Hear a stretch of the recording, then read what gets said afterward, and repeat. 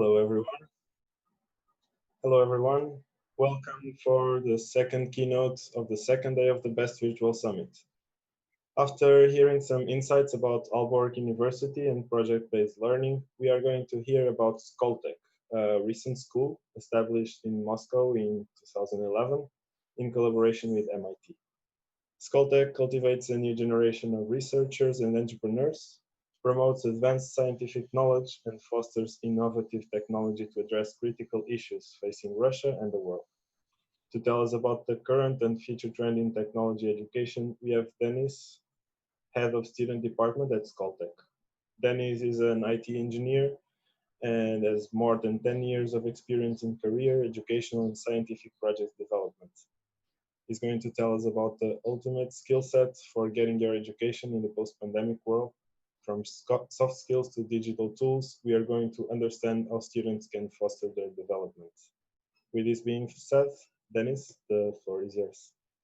Thank you, Joe. And right now I'm going to share my screen just for you guys to see the presentation. I have some slides, and thank you for introduction.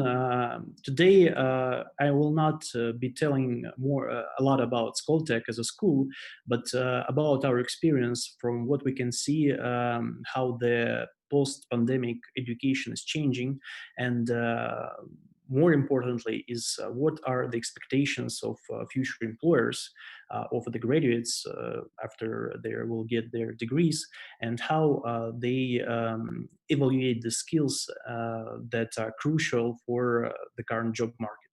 So first of all, just a few words about my experience. For the last, as Joa said, I have been working on the career projects in this or that way for more than 10 years. And for the last 5 years, I've been doing a lot of student recruitment for Skoltech, for Innopolis University. It is a new university in one of the most innovative Russian cities, which is called Innopolis. And recently, I've been working also on the placement functions. It means that part of my responsibilities is to provide the support for our students and graduates in terms of seeking their first employment. And we have a special career center for this. And the things that I will be telling you today is from partially from this experience as well, because we are in a constant contact with industry representatives, with HR teams, and we understand what they need and how they feel and how they evaluate the students that come to them. So first of all, about the current situation, I think that about your own country, you pretty well understand what is going on. But if we'll take a look at helicopter view on this whole pandemic thing, the whole situation after it will fade, after the restriction will fade, because a lot of countries started to fade the restrictions, to cancel. But the virus is here and it's not going anywhere so far. And it means that the whole new economy will be not the same as we used to it. And what is called the new normal right now, probably. I would not be giving a lot of details about this. I would probably better to recommend you to read the McKinsey report. You can see the link, and I think the organizers will provide you with my presentation, so you could follow it directly and read it. I definitely recommend to do that, because there are a lot of good insights on how economy will work in the situation when the supply chains are broken, when the regions and borders are closed, etc. But one thing is pretty well clear, is that it will not be the same as it were before. It means that you should pay some additional attention to some particular things during your education, and today we will be talking about this. So speaking about post-COVID education, how it will look, we see that three main factors will have a huge impact on how education works now and will work after the whole pandemic thing. So first thing is the technology. It means that as all of you know, that universities and education sphere is pretty not so adjustable to impact factors, outside factors, and sometimes it takes a lot of time for educational systems to adapt to changes. But as of now, from what we can see, those schools and universities who thought that they might, like, delay and postpone the digitalization of their processes, today they don't have other chance just to do this and transform all their educational processes or their organizational activities or their outreach marketing, etc., etc., etc.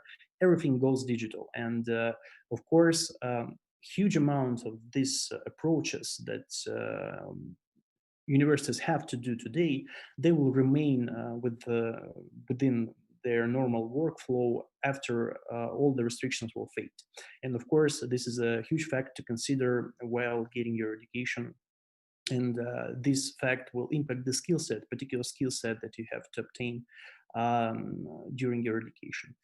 Next important thing is the competition, because competition among universities today is getting higher, because it is really important to get best students to university.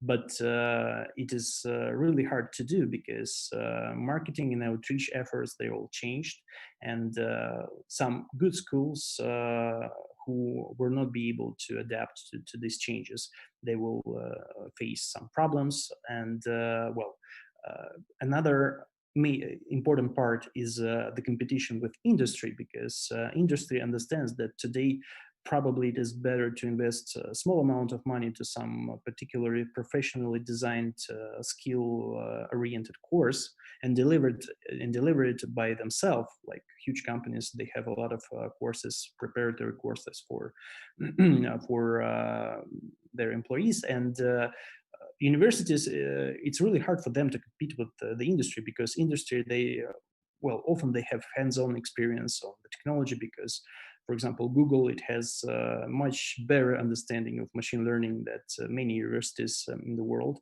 And of course, a small course offered by Google and a 2-year degree program offered by university, sometimes students will make their choices towards industry-oriented courses. And also, of course, tuition fees, etc., with the distant format, it's all very will influence the decision-making process for prospective students. And the next factor is uncertainty, the global uncertainty that leads to many factors, crisis, borders that are closed, when the vaccine will be discovered, what the unemployment rates will be. Like everyone has no answers to these questions, unfortunately. And of course, this is also a thing to consider when you have to take a look at the future job market that you will be seeking your position. Speaking about this, about the job market and the position that will be offering, that companies will be offering to students who got their education in the post-COVID area, you can see on the slide, I love this picture because it gives you a clear overview of how HR teams are thinking. So on the left side, there is a knowledge, and normally this knowledge you're getting while getting your degree. So while obtaining programs, courses, etc. But this knowledge is not enough. And if on the other side you will go to a company, for example, for industry immersion, etc., you will have some experience, but you need to get like a huge load of experience to go for not only summer time for industry, but to prepare some projects in the companies, just to get as much experience as you can. And the interesting thing here is that when you enter a company, the employer would like to see both sides in the candidate, so that you have pretty vivid knowledge and pretty vivid experience. And of course, it is really hard to get during your education, because normally universities wouldn't pay attention to this, and that is why it is your responsibility as a student and future person who will seek for a job to get as much as you can during these years of your study. And speaking about the particular skill set, we can see you can see on the slide what we think would be the most crucial during this current situation. The first skill is a leadership, because today a lot of teams they are sitting at homes, and probably this distant format will remain with us for quite a long time. And it is really necessary to understand how you will manage your team, and how you will perform the task that you're assigned to do, like a research project or a job project or whatever other project. It is always about teamwork, and leadership, and the skills for the leadership is really crucial for you to, well, to be successful in this direction. And the good news is that this skill is really easy to enhance, because we have student organizations. Yeah, in your university, I'm sure you have a student organization, or best is a good student organization. And by performing some tasks within the student organizations, you definitely can enhance and boost your leadership skills. And this is really will help you while, well, as a bonus, it will looks really good in your CV, but in general, it will boost your skills while taking the responsibility for people and for projects, because leadership is about responsibility. And if you know how to take this responsibility, it's a really huge bonus in the eyes of employer, of your future employer. Next thing is emotional intelligence, and this is about AQ, about understanding other people, and what they feel, and how would they react on some things. And today, when everyone is stressed because of this uncertainty, because well, the career paths and educational paths that been, like, developed several years ago, right now you need to rethink them, because everything has changed. And to be able to understand other people and how they feel is really important today, for a really important skill, because it will help you to be more productive within the teamwork, and be more careful about how you interact with others, and, well, be more successful in the end of the day. Next thing is about technical expertise. And this is really important thing today, because since everything's went digital, AR, VR, IoT, and many other words should not be just words for you, but should be a new technology that you should understand how it works and use it in your everyday work while you are preparing your course, or any other activity that you are performing. And the interesting thing here is that if you'll take a look, like 100 years ago, for those generations, radios or TVs, that it was a technology that, well, it was really hard to understand how it works, and it took several generations for people to adapt to these technologies. Today, we don't have this several generations to adapt, and you need to do this right away. And the sooner you start, the better would be the outcome. And one more thing here is that the programming language and the programming skill is actually getting from the hard skill set to soft skill set, because some time ago English language was something that you have to only professionals were entitled to go and learn English language. Today is like a medium that should every good professional in any field, not only linguistics, but also in particular any professional field, good professional should know English language. So we see that programming language will be the same in 10 or 15 years. If you don't know how to program even some small things in Excel or something like this, it will be definitely a drawback for you. So technical expertise is really important. Next thing is adaptability and flexibility. And this is about getting really fast, but like qualified responses to situation. And since everything is changing really fast, you have to be really flexible. What they are saying about agile teams and how agile team works, I think that this approach would be used by many other teams today, even those who are not in the programming or information technologies, because the approach itself of like changing of fast decision making, of understanding how situation will evolve, and fast reacting today, this skill set will be in use in particularly any field. So you should be more you should definitely pay more attention to it. And the next one is creativity and innovation. And since it's definitely not the least, because today in this changing circumstances and the changing environment, it's really there are a lot of opportunities for you as a future employers or as a person who will start their own business to benefit from. And for example, in Skoltech, we have a special module for entrepreneurship and innovation where we teach our students how to deal with creativity and how to implement innovations, because the key idea here is that if you've managed to design a technology, to develop a technology, it's not a rocket science literally to make some money out of it and to commercialize it. And for example, we have a course which is called Innovation Workshop. It was, by the way, designed in collaboration with MIT.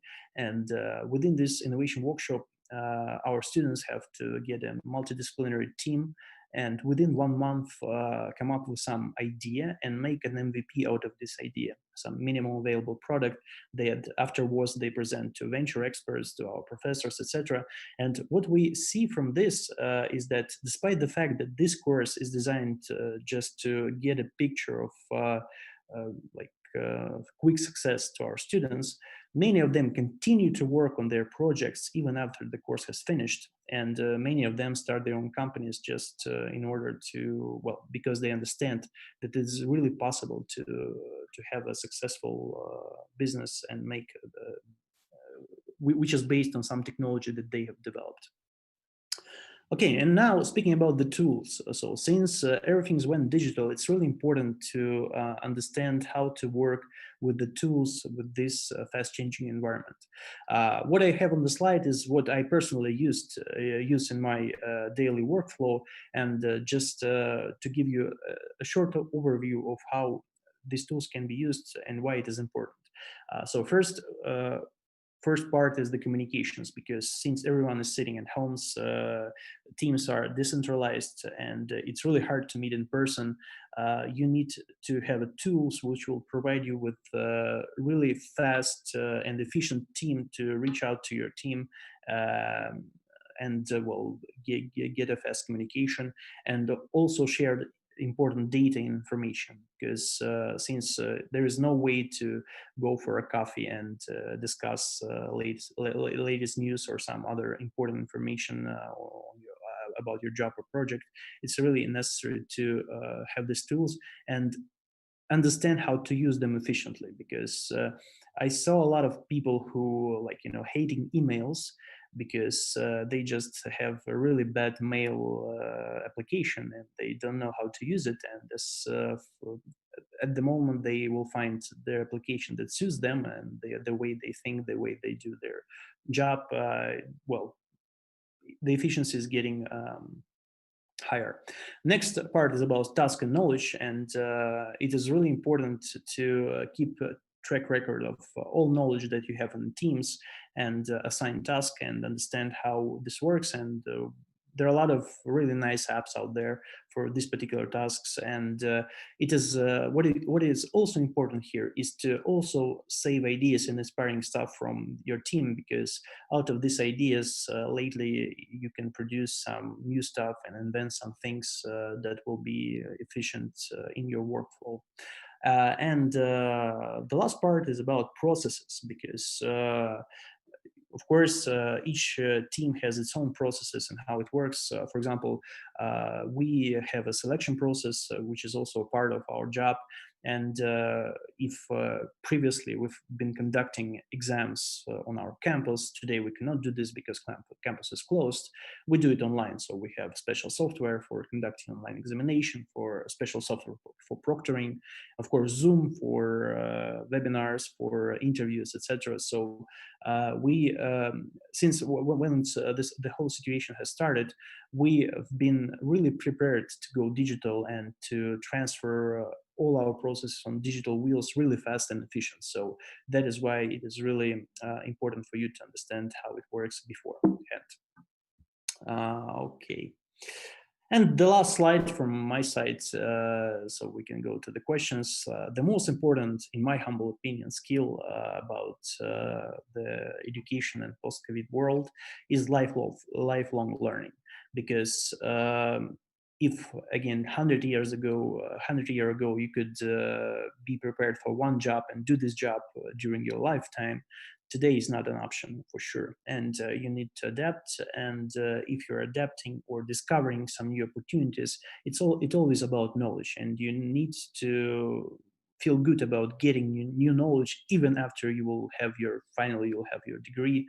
You still will have a need to get new knowledge on a regular basis through your lifetime. So this is really important skill, and well, you need to understand how it works. The sooner, the better. That is all from my side. And if you have any questions about all that I've been talking today, you can write me an email or find me on Facebook, and also visit our website. There is some interesting information there as well. And now we can move to the questions if there are any. Thank you very much, Denis, for the amazing presentation. Can you stop sharing the screen? Yep, sure. Thank you. Okay, so thank you very much for your presentation. It was very interesting. I can relate to almost everything that you said. And I just want to remind our audience that you can post some questions on Facebook or YouTube stream. So far, we have one question that I'm going to start with. If learning happens more and more online, how do you see the university's role in ensuring that lecturers can understand students' needs? This is really a good question, and this is really important issue that I would say not a single university has an answer for, but everyone is searching for this. And the key thing here is to understand, to be sure that the quality of course which is delivered online has the same learning and professional outcome that if it the same way it was how it was delivered offline. And of course, for I don't know, theoretical physics, it's really easy to do because in theoretical physics it's always a professor and a student, and professor is saying something and writing something on a desk, and it is really easy to do in digital format.